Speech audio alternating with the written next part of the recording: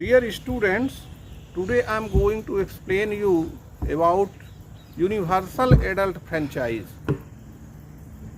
One person, one vote, one value. Earlier we read about how the struggle for democracy was linked to the demand for universal adult franchise. This principle has now come to be accepted almost all over the world. अब लगभग सारे संसार में ये universal adult franchise को स्वीकार कर लिया गया है, लेकिन यह इतना आसानी से नहीं हुआ, इसके लिए भी बहुत संघर्ष करना पड़ा। Yet there are many instances of denial of equal right to vote. Until 2015, in Saudi Arabia, women did not have the right to vote. 2015 तक सऊदी अरबिया में महिलाओं को वोट डालने का अधिकार नहीं था। Estonia has made its citizenship rules in such a way that people belonging to Russian minority find it difficult to get the right to vote. In Fiji, the electoral system is such that the vote of an indigenous Fiji has more value than that of an Indian Fijian. Fiji में भी जो Fiji के लोग मूल निवासी हैं उनकी value ज़्यादा है, और जो इंडियन फिजियन हैं उनकी वैल्यू कम है। Democracy is based on a fundamental principle of political equality. Democracy का आधार ही है fundamental principle of political equality, यानी राजनैतिक समानता। That gives us the third feature of democracy. In a democracy each adult citizen must have one vote and each vote must have one value. Democracy में प्रत्येक नागरिक को एक अपना मत वोट देने का अधिकार होना चाहिए, और प्रत्येक वोट के इक्वल वैल्यू होनी चाहिए। We shall read more about it in next chapter. Rule of law and respect of rights. Zimbabwe attained independence from white minority rule in 1980। Zimbabwe अपनी स्वतंत्रता प्राप्त किया 1980 में। Since then the country has been ruled by ZANU-PF, the party that led the freedom struggle। तब से वहाँ एक ही party शासन कर रही थी, ZANU-PF, जिसने स्वतंत्रता के लिए संघर्ष किया था। इट्स लीडर रॉबर्ट मुगाबे, उसका जो प्रमुख लीडर था वो रॉबर्ट मुगाबे था। Ruled the country since independence, और जब से देश स्वतंत्र हुआ तब से वो शासन कर रहा था। Elections were held regularly and always own by ZANU-PF। हमेशा इलेक्शन होते थे और ये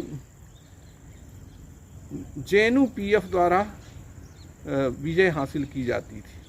president Mugabe was popular but also used unfair practices in election. Mugabe बहुत मशहूर व्यक्ति था, किंतु वह इलेक्शन में बहुत कुछ गलत काम भी किया करता था, गलत तरीके से इलेक्शन जीतता था। Over the years his government changed, कई वर्षों बाद उसकी सरकार बदली। The constitution several times to increase the powers of the president and make him less accountable. Opposition party workers were harassed and their meeting disrupted. Public protests and demonstrations against the government were declared illegal.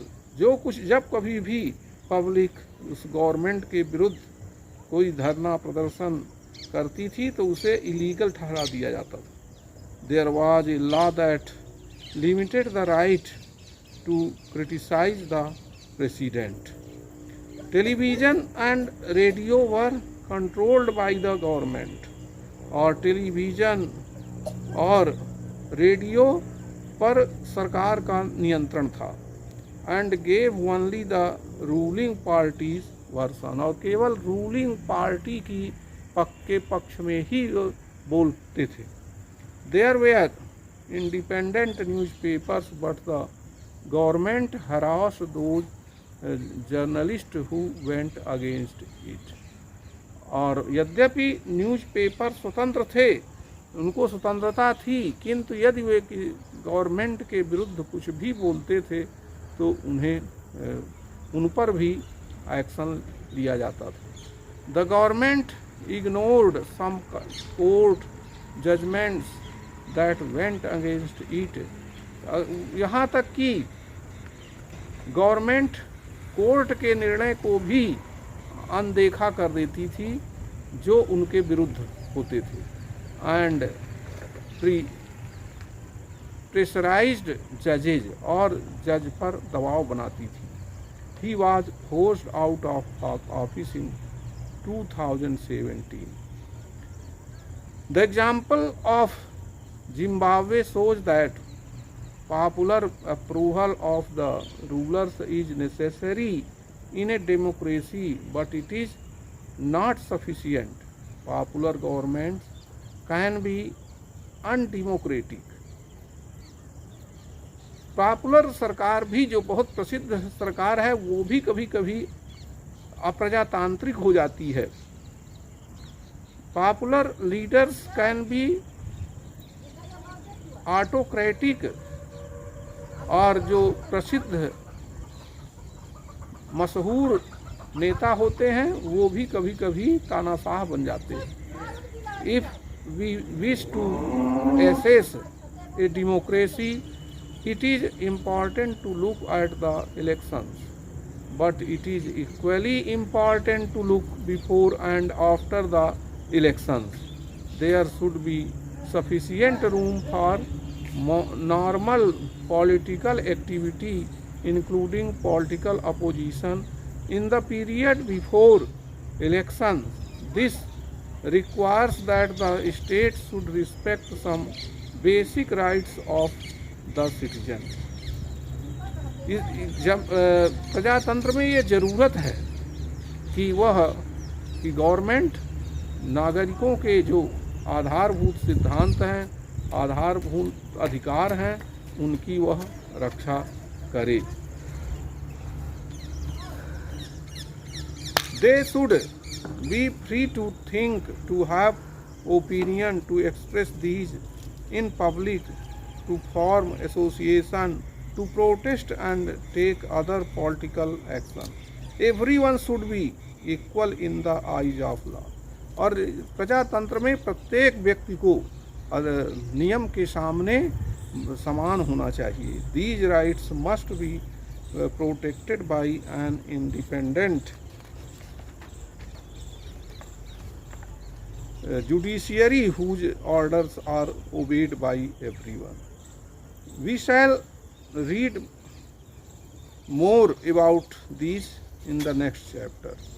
Similarly, there are some conditions that apply to the way a government is run after the elections. A democratic government cannot do whatever it likes simply because it has own an election.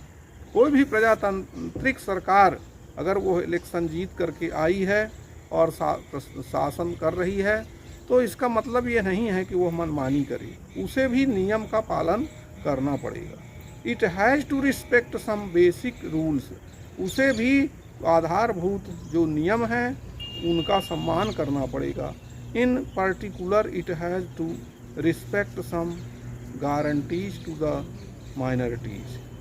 Every major decision has to go through a series of consultations. Every office bearer has certain rights and responsibilities assigned by the Constitution and the law. Each of these is accountable not only to the people but also to other independent officials. We shall read more about this in the next chapter. Both these aspects give us the fourth and final feature of democracy. A democratic government rules within limits. जो प्रजातांत्रिक सरकार होती है वह नियम के तहत कार्य करती है,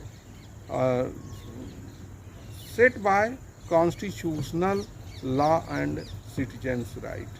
कॉन्स्टिट्यूशन के जो नियम होते हैं उनका पालन करती है और नागरिकों के मौलिक अधिकार की रक्षा करती है। So dear students, I hope you have understood universal about the democratic government and universal adult franchise. Thank you very much.